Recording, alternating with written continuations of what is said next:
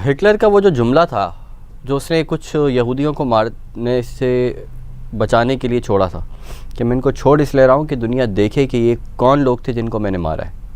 तो दुनिया देख रही है कि वो कौन लोग थे जिनको हिटलर ने मारा था।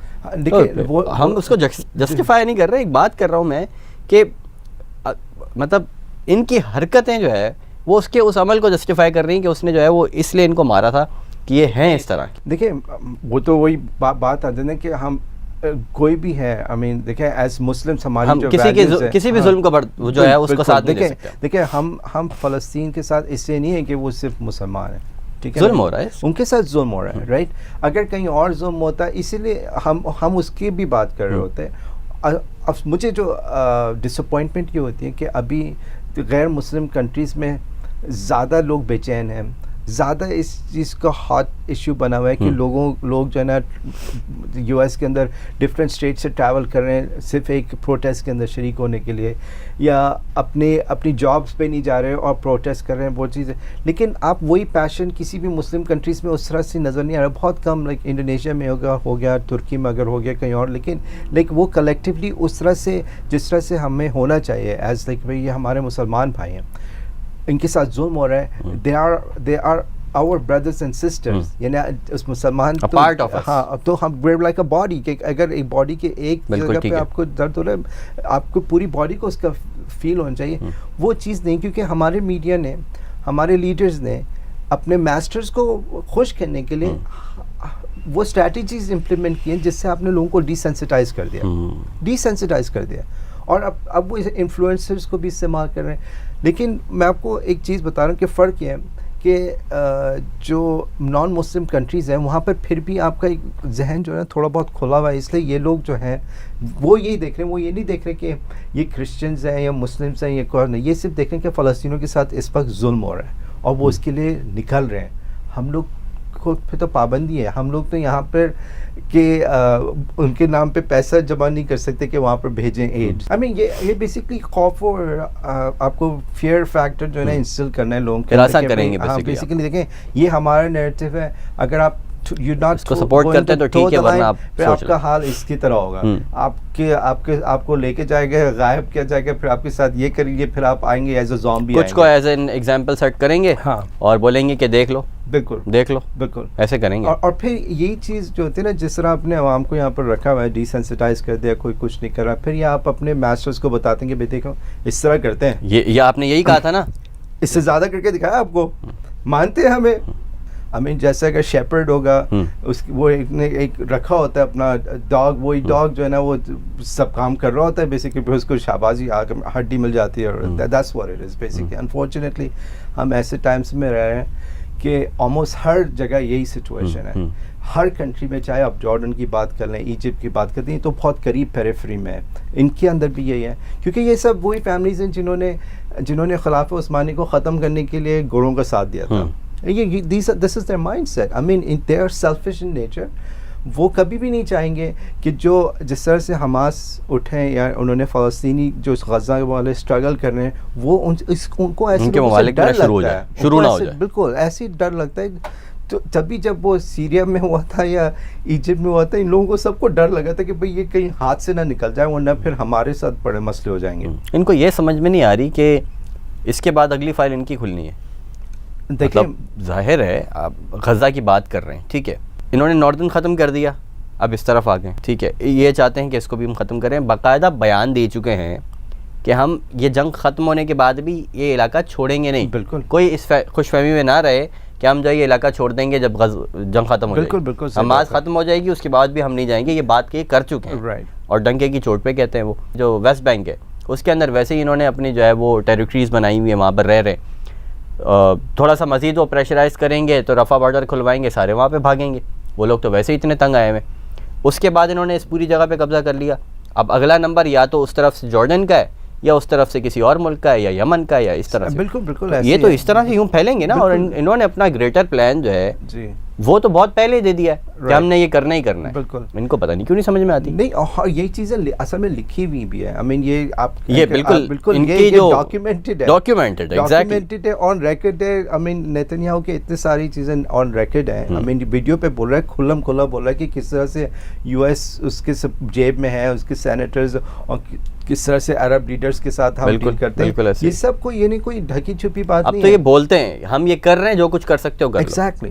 तो देखिए गज़ा जो अभी सिचुएशन है, ये तो तकरीबन पिछले 17 साल से जब इलेक्शन हुआ था, उसमें हमास जीता था, उसके बाद ये सिचुएशन है। उससे पहले जैसे वेस्ट बैंक में था ना, उसी तरह गज़ा में था। तो आप देखें ना कि इन लोगों के पास what option do they have, ठीक है ना। इनके पास कोई एक ऑप्शन है कि आप वैसे रह रहे हैं जैसे वेस्ट बैंक पे रह रहे हैं, वो आहिस्ता आहिस्ता दिन ब दिन एरिया कम ही होता रह रहा है। इन्वेंचुअली वो बिल्कुल ज़ीरो पे चला जाएगा। वो नज़र आ रहा है, बिल्कुल नज़र आ रहा है, जितना एरिया था अब कितना है, पहले कितना था। तो गज़ा के अंदर उन्होंने एरिया तो अब कम कर रहे हैं, लेकिन उससे पहले अगर वो होते वो भी उसी तरह होता जैसे। तो हम उन लोगों के पास कोई आपने ऑप्शन ही नहीं दिया हुआ। अगर कोई बच्चा वहाँ पे पैदा हुआ, या जो बच्चा पिछले 17 साल से अगर वो 5 साल का था, 8 साल का था, 9 साल का था, उसकी पूरी ज़िंदगी ऐसी गुजरे कि लाइक उसकी मीनिंग ही नहीं है लाइफ के अंदर। अब इस सूरत हाल की भी बात कर लेते हैं ना। एक बच्चा है जिसके पूरे ख़ानदान के 30-40 लोगों को आपने, चचा, मामू, ताया, सबको, पूरी फैमिली को आपने उड़ा दिया। अब वो बच्चा अकेला बच्चा है, आप उससे क्या एक्सपेक्ट करते हैं? वो क्या करेगा? मतलब अगर वो बड़ा हो जाता है, वो क्या एक्सपेक्ट करते हैं कि आप उससे क्या करेगा? वो आपके सामने यूँ सर झुकाकर, हाथ बांधकर खड़ा होगा, या वो रिटेलिएशन के लिए अपने आप को पूरी लाइफ प्रिपेयर करेगा? बिल्कुल एग्जैक्टली। मतलब वो ही करेगा जो उसकी जो ह्यूमन की जो एक नेचर है, वो उसको करवाना चाहती है एवेंज जी। वो तो रिवेंज लेने के लिए अपनी पूरी ज़िंदगी अपने आप को तैयार करेगा, और फिर वो इवेंचुअली रिवेंज लेने के लिए जब आएगा, अब बोलेंगे देखो ये टेररिस्ट। एग्जैक्टली। तो बात वही है कि आई मीन देखें, ये अपने ऑक्यूपेशन की बात नहीं करते हैं। हर चीज़ इनके जितने भी मीडिया वाले हैं, जो इनकी ज़ाहिर है सबको पैसे उसी बेस पे मिलते हैं कि किस तरह से आपने जो आपके बोर्ड मेंबर्स हैं या जो स्टेक होल्डर्स हैं, उनके मफाद की बात करनी। अगर आपने इससे ख़िलाफ़ की तो आपकी जॉब चली गई। बात ये कि देखिए, ना हमें स्कूल्स में सही डायरेक्शन मिल रही है, ना हमें स्कूल्स में आपको कोई हिस्ट्री सही, वही सिलेबस की बात है, सिलेबस में नहीं। ठीक है, आप फिर बाकी सोसाइटी के अंदर देख लें, मीडिया सब कमर्शियल मीडिया है। बिल्कुल ऐसे। कमर्शियल मीडिया, आप इससे क्या एक्सपेक्ट करेंगे? ये थोड़ी चाहेंगे। अब अगर जैसे कमर्शियल मीडिया चलता है, उसके एक्सपेंसेस पूरे होते हैं एड रेवेन्यू से। बिल्कुल। एड रेवेन्यू उनको कौन देगा? कंपनीज जो बहुत ज़्यादा पैसा बना रही है। कंपनीज कौन पैसा बना रही है? लोगों को बेवकूफ़ बना के बना रही है ना, बेसिकली। जितना ज़्यादा वो लोगों को बेवकूफ़ बनाएंगे, उतना ज़्यादा उनके पास पैसा होगा, उतना ज़्यादा वो पैसा खर्च करने की पोजीशन में होंगे। उसी से चल रहा है ना। अब तो जो कंपनीज हैं, उनका मफाद ही इसमें कि लोगों को आपने बेवकूफ़ रखना है। अब मैं आपको आधे से ज़्यादा तो बाहर की उन्हीं की कंपनी है। एग्जैक्टली, बिल्कुल वही बात है। माउथपीस बनेंगे तो आपको एग्स मिलेंगी। इनकी इंटेलिजेंस एजेंसीज भी पैसा लगाते हैं। हमने इस पर पहले बात की थी। यूएस का एक डिपार्टमेंट ऑफ डिफेंस वाले अच्छा खासा बजट जो है मीडिया हॉलीवुड को से बनवाते, मूवीज़ बनवाते हैं। तो वो फिर सेलिब्रिटीज़ को भी बहुत ज़्यादा पैसा मिलता है। It's all a distraction. देखिए, ये सब देखें, वो पैसा वहाँ पर ही जाता है जहाँ पर देखें बच्चे के लिए आप वो लाइटें लगेंगे तो बच्चे को क्या पता है? ग्लैमर। एग्जैक्टली। तो वो चीज़ अट्रैक्ट करती है ना हमें। वो वाला रास्ता आसान है। उनको पता है किस तरह से मेजॉरिटी ऑफ द लोगों को हम बेवकूफ़ बना सकते हैं, और वो बेवकूफ़ बना रहे हैं, और उसके लिए वो हर चीज़ इस्तेमाल कर रहे हैं। वो आपके रिलीजियस लीडर्स को भी बाय आउट कर लेते हैं, उनके लिए कोई इशू नहीं है। देखिए, उन्होंने चर्च के साथ इस तरह किया। उनका इस्लाम के साथ प्रॉब्लम ही यही है कि हम कुरान को चेंज नहीं कर सकते।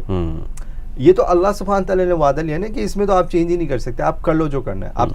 आपने तौरा में कर लिया, ठीक है, आपने इंजील में कर लिया, ठीक है, इसमें आप करके दिखाओ, नहीं कर सकते। तो उनका फिर तरीके वारदात चेंज हो गया। उनका वो तो नहीं कर सकता, आप इनको डिस्ट्रैक्ट कैसे करें? किसी को हमने ग्लैमर से डिस्ट्रैक्ट करना, पढ़ने से ही रोक देते हैं इनको। हाँ, राइट। तो वही बात है ना कि हमारा जो एजुकेशन सिस्टम है इतना ऑब्सोलीट है। आप क्या पढ़ा रहे हैं बच्चों को यार? आप हिस्ट्री तो कुछ उनको कॉन्टेक्स्ट ही नहीं पता कि दुनिया में हम इस दुनिया में रह रहे हैं कि हमारे साथ क्या हुआ, हमारी लेगेसी क्या है, और हमारे साथ क्या होने जा रहा है। नथिंग। वो कहते हैं वो मतलब सिलेबस से भी यही मिल रहा है, और फिर पेरेंट्स की भी पेरेंटिंग इसी तरह हुई थी, जाहिर है, उसी सिलेबस के थ्रू।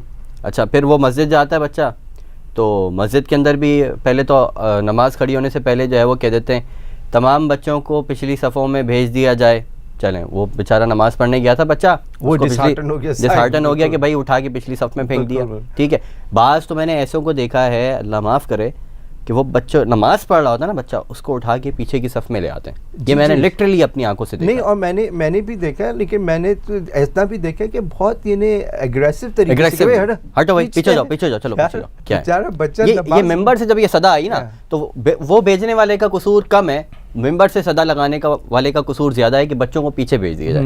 ये हो गया। अब वो बच्चा मेंटली जो है वो डिस्टर्ब हो गया इस हवाले से कि यार ये क्या हो रहा है यहाँ पे। बिल्कुल। फिर वो थोड़ा सा बड़ा होता है, वो अम्मा उसको कहती है कि मस्जिद में जल्दी जाना चाहिए, खुतबा भी सुनना चाहिए। वो शौक में तैयार होके गया, खुतबा सुना है। पूरे खुतबे के अंदर क्या था? पूरे खुतबे का जो क्रक्स था वो ये था, वो जो पूरा बयान होता है बेसिकली, खुतबा नहीं, अरबी तो समझ ही नहीं आई ना, अरबी तो पढ़ी नहीं हमने। तो वो जो बयान जो पहले होता है माशाल्लाह से, उसके अंदर जो क्रक्स है, वो क्रक्स ये है कि आपने रोज़ा रखना है, आपने वज़ाइफ करने हैं, ये वाला वजीफ़ा पढ़ने से इतना सवाब मिलता है, वो वाला वजीफ़ा पढ़ने से रिस्क में तंगी ख़त्म हो जाती है, और आपने जो है वो रोज़े भी रखने हैं, आपने ज़कात भी देनी है, और अगर आपने मस्जिद को चंदा ना दिया फिर तो मतलब आप तो जा ही नहीं सकते ना जन्नत में। तो मिला जुला के ओवरऑल जो क्रक्स है ना, वो उसको ये मिल रहा है। बिल्कुल। अब उसको स्कूल से भी यही मिला, यही मिल रहा है। उसको मदरसे से भी यही मिला, उसको घर से भी यही मिला, उसको इमाम साहब से भी यही मिल रहा है। जी जी। मेंटली तो वो प्रिपेयर हो गया, यहाँ पर तो जो है वो मॉडल बन गया एक। अब उस मॉडल के हिसाब से जब वो बड़ा होता है, उसकी औलाद होती है, तो वही मॉडल वो उसके अंदर सेट करेगा।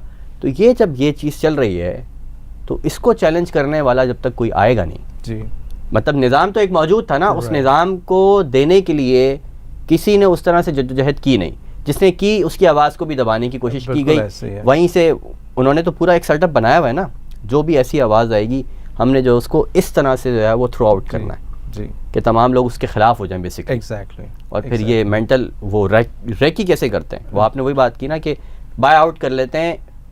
पॉलिटिकल सिस्टम को तो कर ही लिया ना, उसको तो कचरा कर दिया। जुडिशरी भी सब, मतलब हमें पता चलता है कि पूरा का पूरा सिस्टम बेकाऊ है। आपको जो है वो एक साइन भी कराना है तो उसको आपके लिए ये डिज़ाइन करके गए थे बेसिकली।